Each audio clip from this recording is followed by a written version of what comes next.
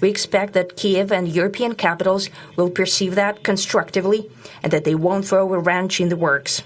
They will not make any attempts to use some backroom dealings to conduct provocations to torpedo the nascent progress. There were many, many points that we agreed on, most of them, I would say, a couple of big ones that we haven't quite gotten there, but we've made some headway.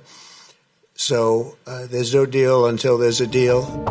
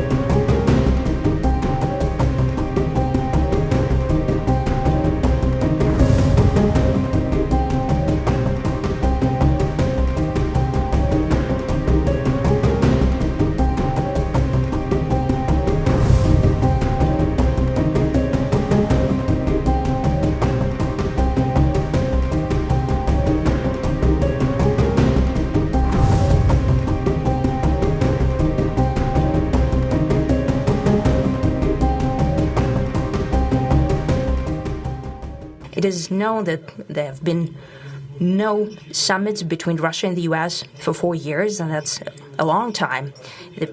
This time was very hard for bilateral relations, and let's be frank, they have fallen to the lowest point since the Cold War. I think that's not benefiting our countries and the world as a whole.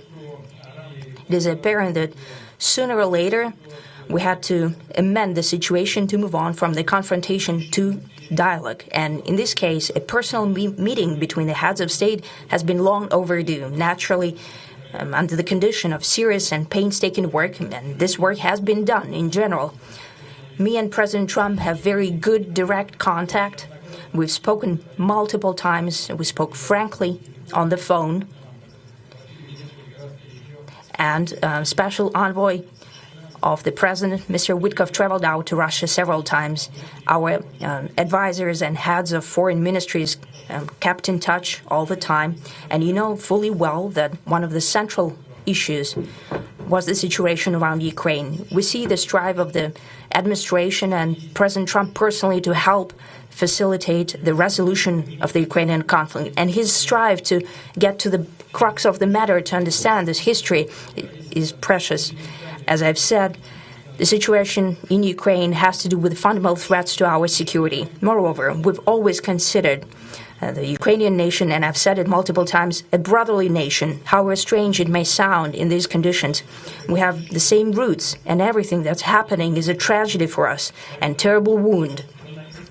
Therefore, the country is sincerely interested in putting an end to it.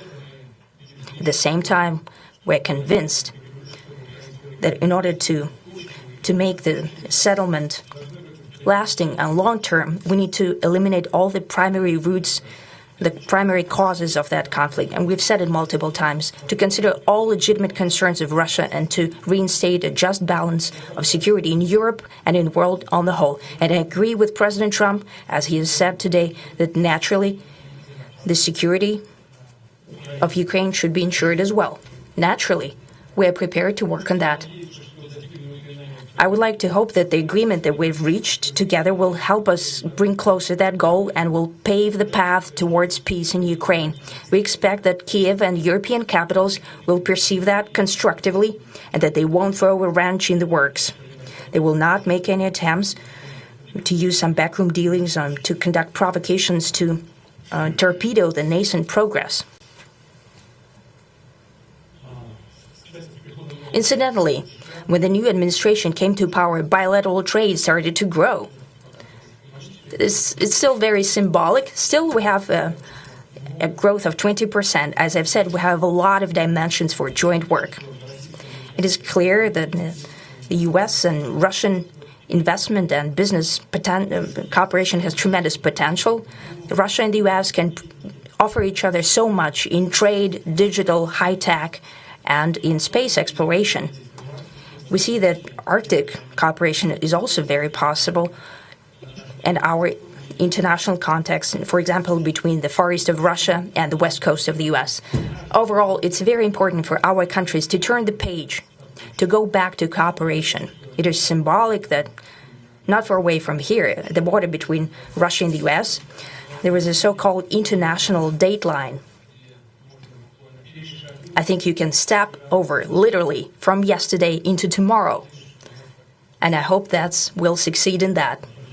In political sphere, I would like to thank President Trump for our joint work, for the well-wishing and trustworthy tone of our conversation. It's important that both sides are result-oriented, and we see that the President of the U.S. has a very clear idea of what he would like to achieve. He sincerely cares about prosperity of his nation. Still, he understands that Russia has its own national interests. I expect that today's agreements will be the starting point, not only for the solution of the Ukrainian issue, but also will help us bring back business-like and pragmatic relations between Russia and the U.S. And in the end, I would like to add one more thing. I'd like to remind you that in 2022, during the last contact with the previous administration, I tried to convince my previous American colleague that the situation should not be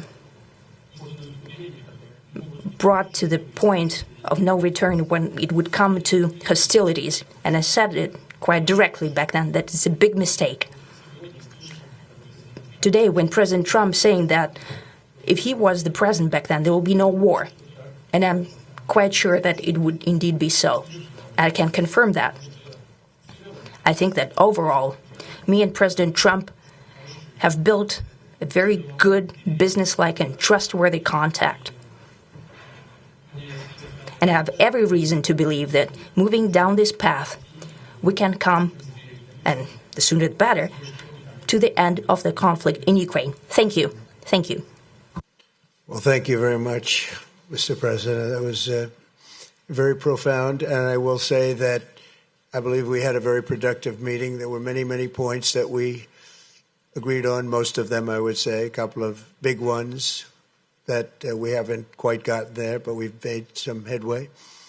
So there's no deal until there's a deal. I will call up NATO in a little while. I will call up the various people that I think are appropriate, and I'll, of course, call up President Zelensky and tell him about today's meeting. It's ultimately up to them. They're going to have to agree with what Marco and Steve and some of the great people from the Trump administration who've come here, Scott and John Radcliffe, thank you very much. But we have some of our really great leaders. They've been doing a phenomenal job. We also have some tremendous Russian business representatives here, and I think everybody wants to deal with us. We've become the hottest country anywhere in the world in a very short period of time, and we look forward to that. We look forward to dealing. We're going to try and get this over with. We really made some great progress today. I've always had a fantastic relationship with President Putin, with Vladimir. We had many tough meetings, good meetings. We were interfered with by the Russia hoax. That made it a little bit tougher to deal with, but he understood it. I think he's probably seen things like that during the course of his career. He's seen it all, but we had to put up with the Russia hoax. He knew it was a hoax, and I knew it was a hoax, but what was done was very criminal. But it made it harder for us to deal as a country in terms of the business and all of the things that we'd like to have dealt with. But we'll have a good chance when this is over. So just to put it very quickly, I'm going to start making a few phone calls and tell them what happened. But we had an extremely productive meeting, and many points were agreed to. There are just a very few that are left. Some are not that significant. One is probably the most significant, but we have a very good chance of getting there. We didn't get there, but we have a very good chance of getting there. I would like to thank President Putin and his entire team, whose faces, who I know in many cases, otherwise, other than that, whose faces I get to see all the time in the newspapers. You're almost as famous as the boss, but especially this one right over here. But we had some good meetings over the years, right? Good productive meetings over the years, and we hope to have that in the future. But let's do the most productive one right now. We're going to stop really 5, 6, 7,000, thousands of people a week from being killed, and President Putin wants to see that as much as I do. So, again, Mr. President, I'd like to thank you very much, and we'll speak to you very soon and probably see you again very soon. Thank you very much, Vladimir. Next time in Moscow. Oh, that's an interesting one. I don't know. I'll get a little heat on that one, but I could see it possibly happening. Thank you very much, Vladimir. And thank you all. Thank you. Thank you. Thank you so much.